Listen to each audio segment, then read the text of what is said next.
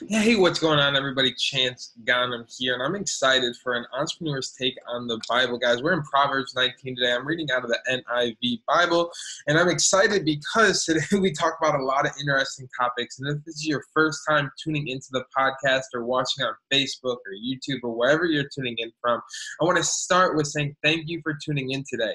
This is a podcast about an entrepreneur who's used the teachings from the Bible. That's me. I've learned from different sermons. I've learned from hours and hours and hours of studying people in audio, learning how to be a good Christian, learning how to follow God's word. And I've seen amazing impacts in my life. It's changed my life completely. And I want you guys to understand that this is just my take on reading the Bible for the first time. So I'm in Proverbs 19. I've been all the way through, all the way up to Proverbs 19. So there's 18 other episodes you can go check out just like this about all kinds of different topics. But let's get started here today with Proverbs 19. And we're going to hop into 4 right away here. 19:4.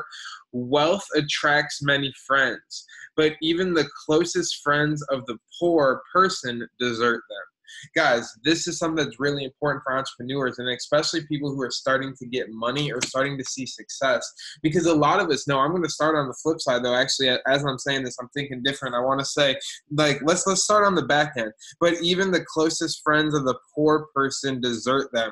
Guys, that's a fact as a fact as a fact. When I was poor, I'll tell you what, this is something that I want you to understand is when you're surrounding yourself by people or you have friends when you're poor, you have to realize that you're going to have to change to get to the circumstances you want to not be poor anymore. So if you're an entrepreneur and you make that decision to go all in and you make that decision to change your life, whether it's start your business, become a Forex trader, build a network marketing business, whatever you are doing to go out there, create income for yourself, once you make that decision, that decision, people are going to leave you. Guys, even your closest friends are going to desert you. They're going to call you crazy. They're going to say, you're doing, why do you want to be better than me? Why don't you want to be here with me? Why? Guys, you're going to get all these questions. I want you to understand that right here, that this is a positive and a negative. So listen here. Wealth attracts many friends. Guys, wealth attracts many friends. That means once you get wealth, so many people are like, oh, it's lonely at the top. It's not lonely at the top if you do it the right way. It's not lonely at the top if you find the right mentors. It's not lonely at the top if once you get there, you're working on bringing people up there with you. Trust me, guys, it's not lonely at the top. But right here, wealth attracts many friends. Guys, when I started getting more wealth, I started to get more friends because more people cared about me. Now, there's 2 things about that. Now, that's really good when it comes to finding mentors and it comes to leveraging that to go out and connect with people who are higher up in the in the circle, higher up in the world, in the income, all that kind of stuff. You go after those higher people, and now that you have a little wealth, you have a little success, and they see that you're an ambitious person, they might give you a little extra time. They might give you a little extra effort to really take yourself to the next level. So think about that. But on the flip side, the negative side of that is once you get wealth, fake friends come as well. And that's what I want you to understand is when you're looking up, always look up, always look up, always look up, and try to find new mentors, try to find new leaders, try to find people that you can surround yourself with and learn from on a daily basis that are bigger and better than you. But then on a flip side, when you're trying to attract in new friends, new circle, it doesn't matter. They might be somewhat successful. They might blind you with their somewhat success, but you have to make sure that they are, guys, that's why I like the Bible, because the Bible lets me know, guys, the Bible lets me know, like, real quick, guys, like, it lets me know real quick if there are people I can trust in. The Bible tells you what kind of people to watch out for. The Bible tells you what kind of people are going to probably steer you the wrong direction. And that's one reason that I've really, taken away from my faith is the Bible and God and Christianity and my beliefs have helped me select my circle of friends better. Guys, it's not ironic that my best friends and mentors, we go to church together. It's not ironic that the people who I learn from on a daily basis, who have millions and millions of dollars, who have amazing relationships, who have what I want, don't just have what I want, but they believe in God. Guys, there's a reason, because those people are having success because they figured something out from this Bible. Guys, I don't know about you. Do they even number? They don't even number these pages in the Bible, do they? I don't even know. I can't even. Yeah, they do. Yeah, they have numbers way up there. So let's see. There's over 1,000 pages in here. Over 1,000 pages, and every single page. Guys, I've only read in the whole thing of Proverbs, so I've made 18 videos, and I've only read 509 to 525, so I haven't even read 20 pages. I haven't even read 20 pages out of the Bible, and I've taken so many nuggets away. So what you have to understand is when you learn from other people that have what you want, if they've got it from the Bible, you can just trust them. You know, if they have what you want and they're saying they're giving all the glory to God, and on top of that, they're speaking from scriptures, or they're quoting scriptures, you don't have to go read that anymore. You can learn from them, read it later. You know, learn from them, implement what they're doing, and try to change your life with it. Guys, that's what I did through this entire journey. And when you're thinking about this right here in 4, and when it says wealth attracts many friends, guys, make sure your friends are the friends you want in life, because you choose them. You choose them every time. All right, 5. We're going to move right down here to 5. A false witness will not go unpunished, and whoever pours out lies will not go free. Guys, this is something I want you to understand. This is where, you know, you have to be accountable to yourself, and you have to be accountable to the truth, because doing the right thing is always the right thing. And guys, when you are full of a lie, when you understand that what you're doing is wrong, immoral, you're hurting people, you're not taking people forward, like especially as entrepreneurs, this is an entrepreneur's take on the Bible. If we're entrepreneurs trying to go make money, if I'm trying to go make money and the only way I'm going to make money is by lying, guys, like the health industry, guys, our food, like all this stuff are straight lies. Like I went vegan at the start of this year. It's crazy. I went vegan in February, and since February to now, I've lost over 110 pounds. I'm in the best shape of my life, and I've never felt better. And it's all because I switched up what I ate. Guys, like, it's very, very crazy what we're doing and what we're being sold and what we are selling other people. And if we can't truly believe in it, if we can't truly see the vision, guys, that's why I sell Forex. I don't sell anything else. I don't sell anything else but Forex, because Forex changed my life. I don't teach anything else besides Forex, because Forex changed my life. I'm so locked in on trading and locked in on teaching people how to win in the Forex markets. That's all I care about, because that's my lane. That's what I want you guys to truly think about with this moving forward as well. When you pour out lies, guys, I do the Forex thing because I believe in it. I know it's not a lie. I know it's not fake. And then on the flip side here, I know there's people out there who are doing things or selling things they don't believe in. I would strongly suggest, like, guys, God's saying it right here. It's not going to go unpunished. If you're selling lies, it's not going to go unpunished. And because of the internet, you can be exposed real quick. So that could be God's way of slapping you in the face with it. All right, 7. All right, move right down here to Proverbs 19:7. The poor are shunned by all their relatives. How much more do their friends avoid them? Though the poor pursue them with pleading, they are nowhere to be found. Now, guys, here's a few things I want you to understand here. The poor are shunned by their relatives. Guys, shun is the key word that I want to say here, because I think of the poor as a lot of different things. Now, I think of the poor as first of all, obviously, income. If you don't have a lot of money, you're poor. But you could also have a poor relationship with Christ. You could also have a poor family relationship. You could also have a poor health. You could have a poor body.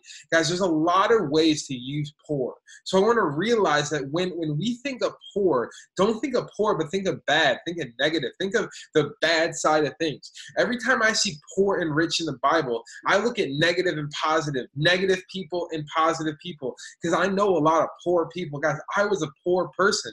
I didn't have a lot of money, but I was able to go out there and do a lot of things. So don't let the words in the Bible limit your subconscious brain, because you don't understand that he's not meaning literally, guys. This doesn't mean literally like if you don't have money, you're in trouble. No. But this is if you're poor and you're going to your family, you're looking for help.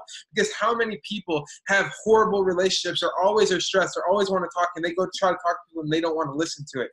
All kinds of things. Or you're broke and you keep asking for money, asking for money, asking for money. You're the person who's like, yo, can I spend the night, or can I steal everything in your fridge? Like, guys, you're in a bad situation. But I want you to understand that God's saying we need to love on those people. But I'm also saying to make sure you understand what you are doing and how you are giving. Because one of the most powerful things I realized, that this I took from Logic, and Logic's a rapper. He's got a ton of success, and I learned from all kinds of people with success, because money is money. And once you get money, then your life changes. And I want to see how these people's lives have changed. And the one thing Logic said he did right when he got rich is everybody in his family started coming asking him for money. They kept asking him for money, asking him for money, asking him for money. And the one thing that he said, like he said in one of his songs, is he said he doesn't give them any money. He gives them his time because it's more valuable than money. Guys, that's what I think is truly powerful. And the more I study religion, the more I study about what God's saying, yes, giving people money is amazing, but giving people your time is the most valuable thing you can give them. And I want you to understand is when you are giving poor people your time, you need to be doing it for the best of their interests, whether they're broke and you're helping them get rich, whether they have a horrible marriage and you're helping them to fix it, whether they're out of shape and you're helping them to get in shape. You have to do it with their best interest in mind and give them the blessing that God has gifted you to bestow upon them. All right, guys? Like for me, my blessing is I can teach people how to make money in Forex.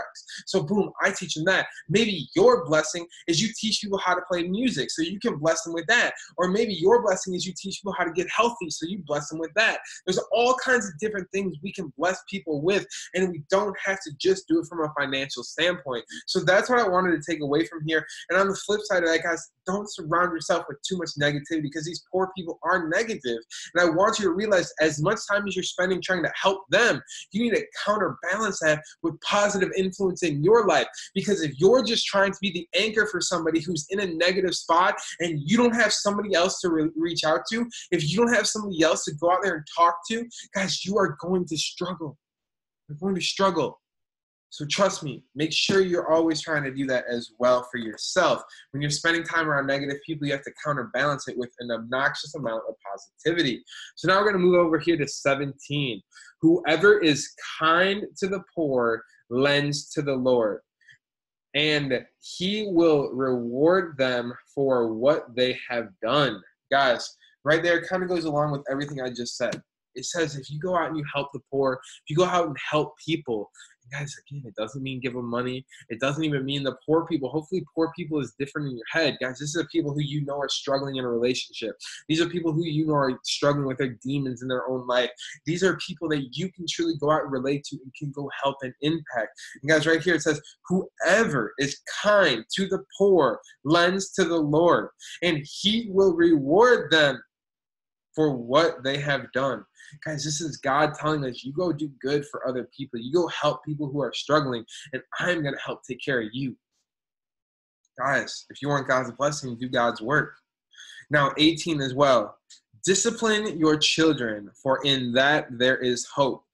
Do not be a willing party to their death. Guys, this is something I want you really to understand, because I know it says right here, discipline your children. Guys, that's just real. Like, I'm not saying beat them, but I'm saying you need to make sure your kids have rules and structure and everything. Like, I grew up with rules and freedom. I truly believe that freedom is very, very important. My parents blessed me with, we had rules, we had guidelines that they wanted me to follow, but they allowed me enough freedom to make my own mistakes and learn my own lessons. And that's something that I truly, truly respect about them, is they allowed me to grow on my own, and they didn't leave me in a little cage. They didn't leave me in a little box and say, Chance, this is all you can do. This is all you're able to do, because I've seen that, and I've seen how that affected other people, and I see how that affects other people, and I realize how I have a competitive advantage because I was allowed to grow and fail as a child, and I was allowed to learn through my failures and not just get punished right off the bat for doing something wrong.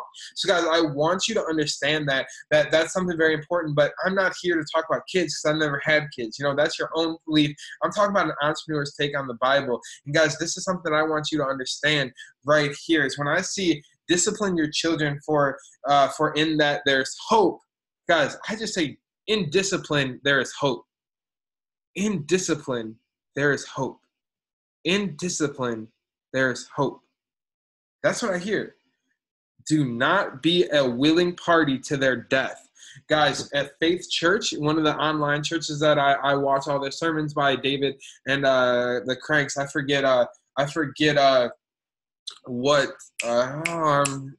David and Nicole Crank. So guys, if you guys go check that out, that one thing they like to say is good Christians don't let their friends go to hell.